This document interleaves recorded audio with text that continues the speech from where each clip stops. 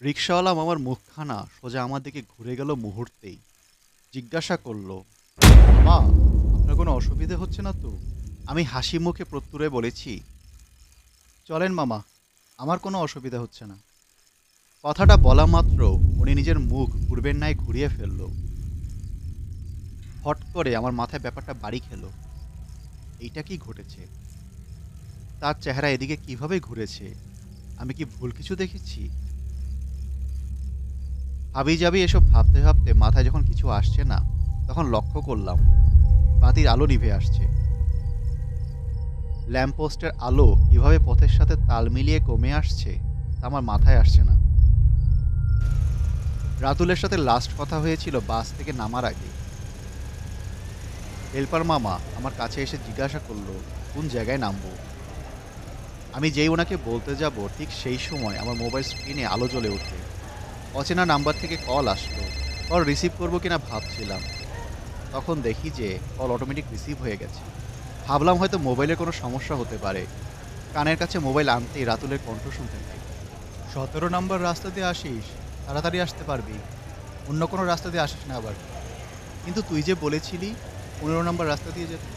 ওটা এমনিই বলেছিলাম, ভেবেছিলাম তোর সাথে একটু মজা করব, কিন্তু তোর নামতে নামতে 3টা বাজবে, তাই ভাবলাম এই রাতের বেলায় মজা করে লাভ নেই। 17 নম্বর রাস্তা, মনে থাকে যেন। কলটা নিজে নিজেই কেটে গেল। আমার কাটার প্রয়োজন হয়নি। আমি ফের মোবাইলের ঘাড়ে দোষ চাপালাম। রাতুল আমায় পরশুদিন বলেছিল 15 নম্বর রাস্তায় নেমে যেতে। এই রাস্তায় নেমে মিনিট 5 হাঁটার পরে একটা 3 রাস্তার মোড় আসবে। এলাকাটা গ্রাম্য হলেও কয়েকটি দোকান আছে যা সারা রাত খোলা থাকে। রাস্তার মোড়টায় সিএনজি, রিক্সা সবই পাওয়া যায়, যতই রাত হোক না কেন। রাতুল বলেছিল যে কোনো একটা রিক্সায় উঠে রাতুলের বাড়ি বললে রিক্সাওয়ালা নিয়ে যাবে। কিন্তু এখন যা হয়েছে তা পুরোই উল্টো মনে হচ্ছে।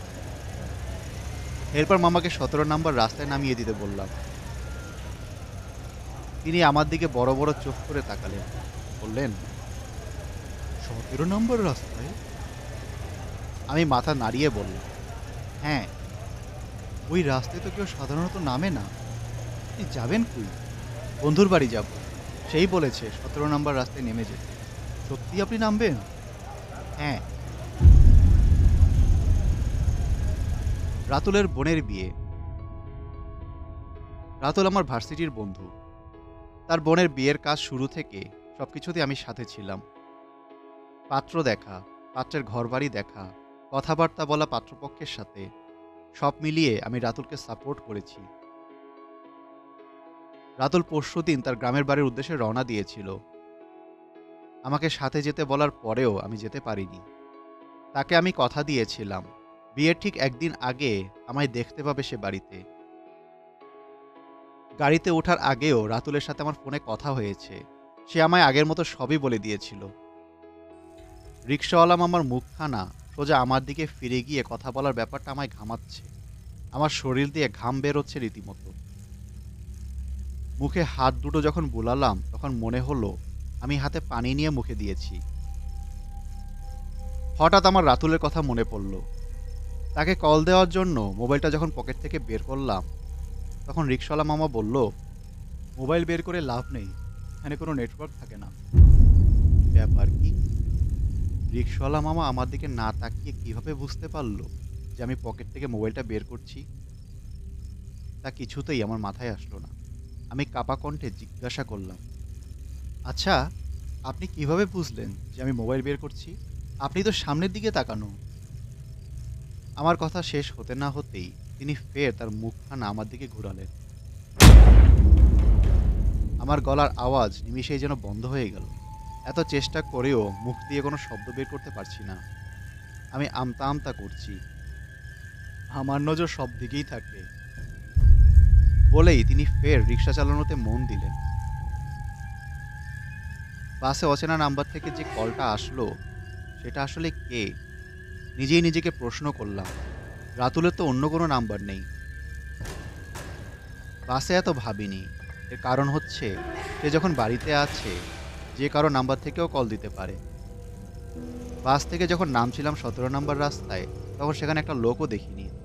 কোনো রিক্সাও ছিল না।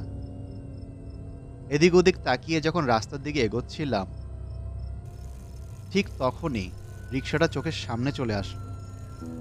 আমি কিছু বলার আগেই সে বলল, চলেন রাতুলের বাড়ি, ওর বোনের বিয়ে। আমার মনে তখনও কোনো সন্দেহ আসেনি। ভাবলাম রাতুলের হয়তো পরিচিত এদিকের সবাই, সে হয়তো বলে রেখেছে আমি আসব। আর কতক্ষণ লাগবে রাতুলের বাড়ি পৌঁছতে? আমার প্রশ্নে লোকটা হাসলো। এটা স্বাভাবিক কোনো হাসি না। মনে হলো তার হাসির শব্দের সাথে তাল মিলিয়ে রাস্তার দুপাশের প্রকৃতিও হাসছে, ভয়ঙ্করভাবে হাসছে। এই হাসিতে যেন কারো ভয়ে প্রাণ যাবে, তা বলাই বাহুল্য। আমার শরীরের ওজন দ্বিগুণ মনে হলো। নিজেই নিজের ভার বহন করতে পারছি না। রাতুলের বাড়ি তো অনেক দূর, অত দূরে নিয়ে যাও কি ঠিক হবে? বলেই লোকটা আবারও হাসি দিল। তার হাসিটা ভয়ঙ্কর। তার হাসিতেই মনে হচ্ছে কোনো বুলেট লাগানো আছে, যেটা আমার বুক ছিঁড়ে ফেলেছে। আমি রিক্সা থেকে লাফ দিতে চাইলাম, ফলাফল শূন্য। আমি বসা থেকে উঠতেই পারছি না। প্রকৃতি ভয়ঙ্কর রূপ ধারণ করেছে। চারপাশ থেকে অদ্ভুত শব্দ ভেসে আসছে। কেউ বা চিৎকার করছে, আবার কেউ কাউকে কামড়াচ্ছে।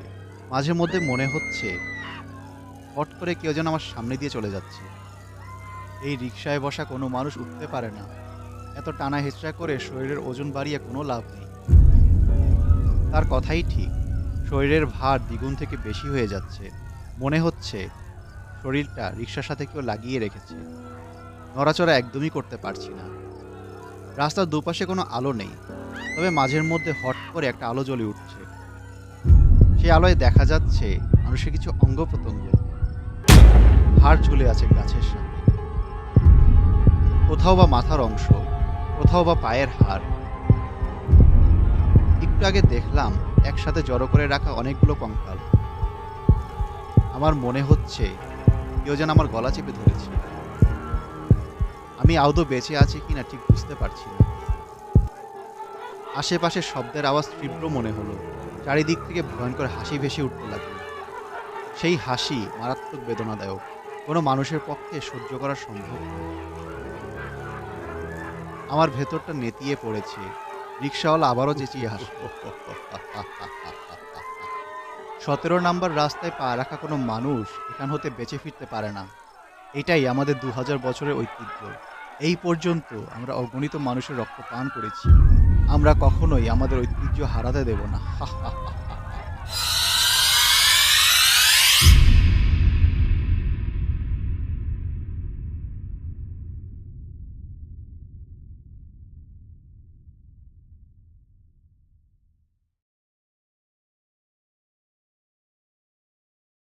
Animated stories, best channel you ever seen. Animated stories, you are in a horror dream.